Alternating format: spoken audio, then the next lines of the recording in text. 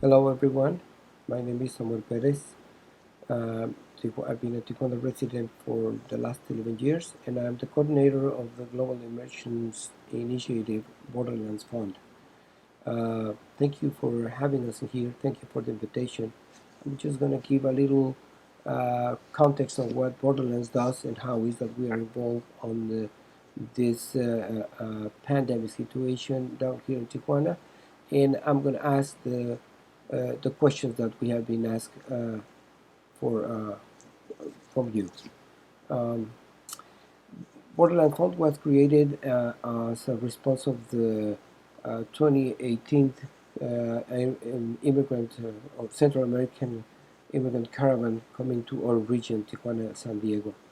What we do is to facilitate spaces for the migrants to reconnect with their own dignity. We cannot bestow dignity, but we know that we can just facilitate those spaces where they can reconnect with it. And we do it by working in four fronts.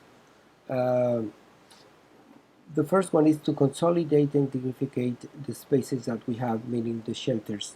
So we supply the shelters with professional equipment so they can provide a better service to the guest. And when I say professional equipment, we're talking about industrial kitchens, we're talking about huge water heaters, the big gas tanks, um, we also promote water harvesting. We also work with all these eco techniques so we can solar panels. That's another example.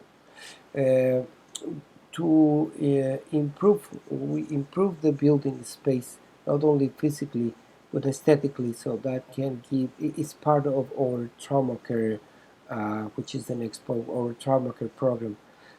Trauma care is this other front that we are working with, and we are teaming up with the First Aid Arts Dreamers, another organization, and the Baja California State University. We are promoting job creation by setting the example. We have been able to hire 5 migrants up to the date, um, and we are inviting others to do the same thing, nonprofits and privates. And the fourth front that we work is promote productive activities within the shelters. We think that the churches, shelters, and the people living within have to be more independent and not to or depend less on donations. Now, the situation of the shelters today is, as we can imagine, somehow and sometimes, not for all of them, but in general, it's a situation of risk. First, because the donations are going down, and second, it is because of this virus that is attacking us.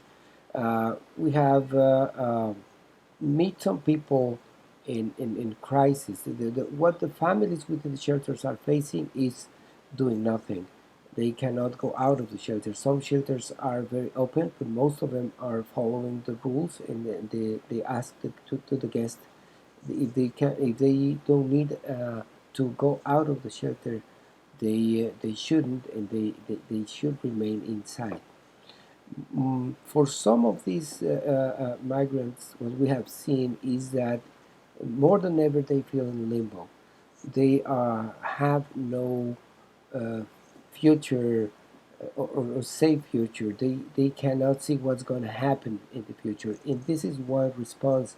The other way to respond to the crisis it has been to just get into the comfort zone where they can they have to do nothing. They are very comfortable because they are being fed and they have a roof to live at, so they don't need to go anywhere, and that somehow uh, uh, uh, bring them to this space where they should do nothing. They don't not to do anything. That's another way to respond on the crisis.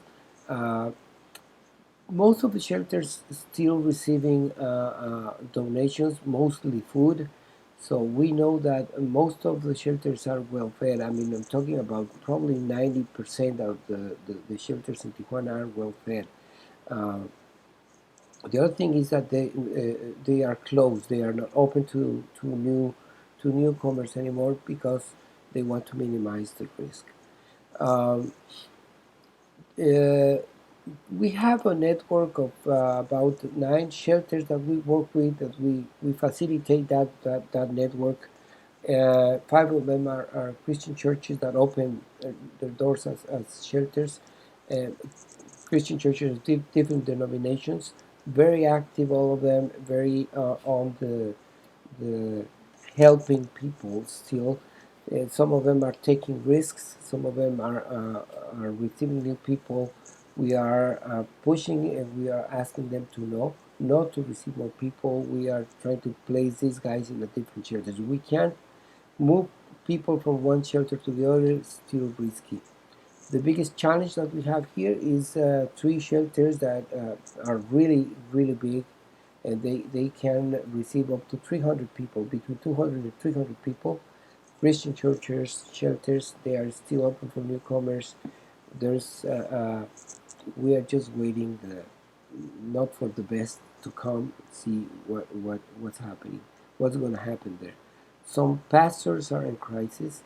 They have lost ground. Some of these pastors are in these big churches.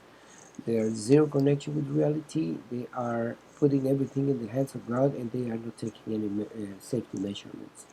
So, in our region, there's churches with really good leadership, and they are very active.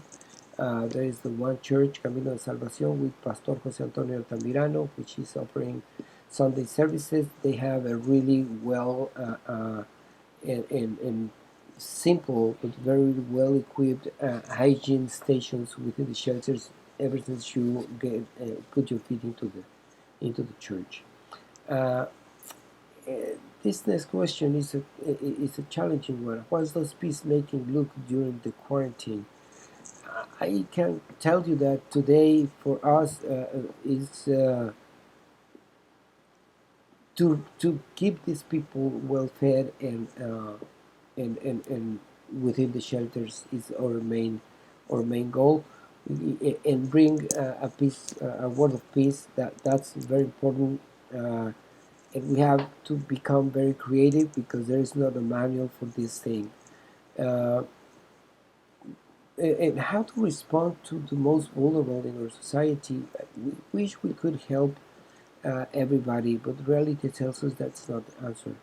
For us as Latin Americans, the answer is easy. We have seen vulnerable people all our lives, and they are on the streets all the time.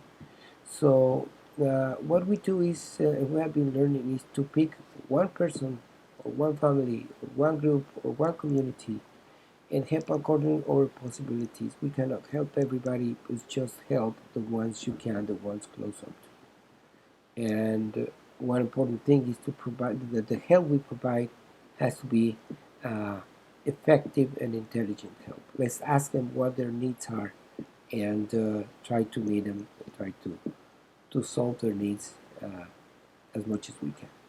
So we have, you will have our contacts if you want to ask some questions. We'll be more than glad to answer them to you. Thank you very much.